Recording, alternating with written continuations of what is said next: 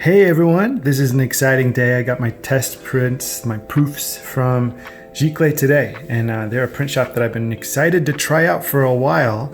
Here's what I wanted to do today. I wanted to show you the different surfaces that I got from them as samples and show you kind of what that looks like. So when you're doing your digital art, you want to get some prints done, you kind of have a better idea than I did going into it. So this first one is just the Epson paper.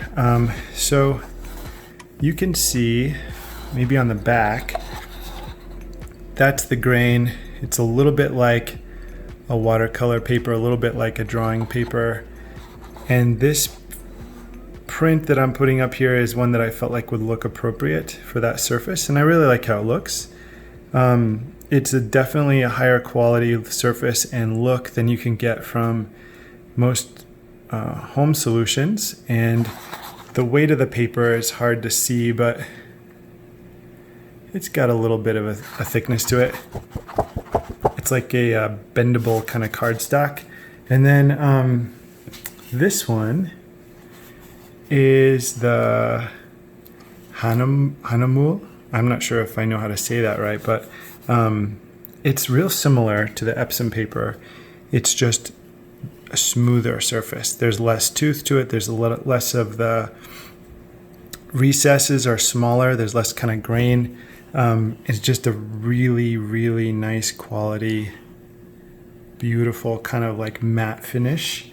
And to compare them side by side, they look like this.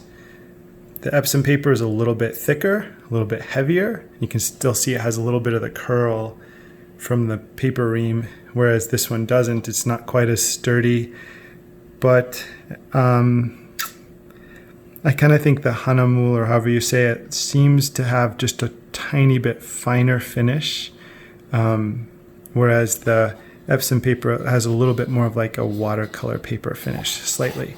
So that's those two. This one is totally different. This is their metallic chrome paper, and for this really kind of like retro sci-fi painting, I wanted to see what it looked like if it had some real sheen to it. So it's kind of a metallic gloss surface with this very kind of retro futuristic vibe to it. So the back of that one just looks like, you know, typical cardstock, but it's, you know, it's thinner than that, obviously. It's like a photo print more than anything else. But it looks really nice, and it's cool to have that as an option for your more modern work. And then finally, a little Iron Giant print that I did for my boy. And this one is on their studio watercolor paper. And you can see this is just like regular watercolor, very matte finish. It looks great. I think for anything that has that impressionistic watercolor look, this is going to be the paper I use. I like how thick it is. And I like how I kind of like the tooth or the grain of it better than I like on the Epson paper. The Epson paper is great, but I don't know. They're both really good. I'm gonna try to show them to you right here so you can kind of get a feel for it. And I'll show you the back sides as well. This stuff matters, you know. I mean, I want to do this video at this time of day so you can catch a little bit of shadow on the light. And you can see that the watercolor paper is more of a neutral, like white, whereas the Epson paper is more of a warm white, and that's going to impact your painting as well. So you can see this one has more grain. The Epson paper is a little thicker than anything else. I don't know, it's a tough call. I like them both. And then for your like smoother finish options, let's give you one more look at these. These are really different, but you can see that difference between the chrome finish and the matte finish. Lay them out here one last time to get a look. Hopefully that saves you a little time and a little money in doing your own stuff. One thing I know about their shipping, just so you kind of know how it goes, is that it comes in just basically like a front and back cardboard, and then you have this acrylic casing that they fit inside. They're all just sleeved in here like that. This was then bundled around all of this with a FedEx firm bound cardboard. So there's kind of like double cardboard folded, and then the acrylic interior. Now I want to compare one last thing. This is a Peleng is the artist, and this is not mine, but this is a piece I bought from Inprint.com, and this piece is beautiful. It's one of my favorite pieces ever. It's in the studio, so it gets a little, got my own work splattered on it, but I keep it around for inspiration. This piece is really, really special.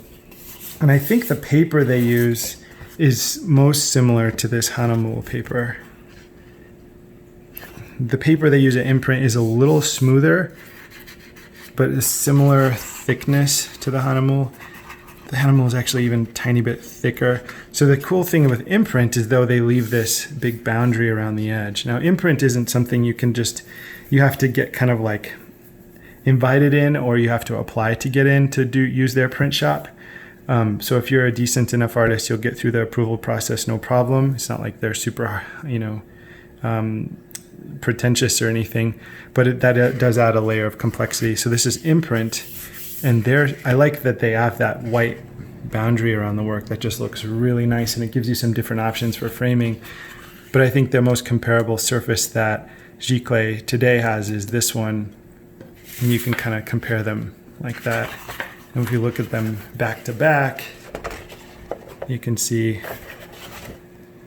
they're pretty similar. The Imprint paper is, again, just a tiny bit warmer, but it has that flat tooth, that really like hot press kind of surface to it. So hopefully, guys, that helps. I'm just gonna leave all of these in here one last time, and you can kind of get a look at the different surfaces and make your choice. So good luck, digital painters. Hopefully this helps you. Best wishes to you guys. Take care.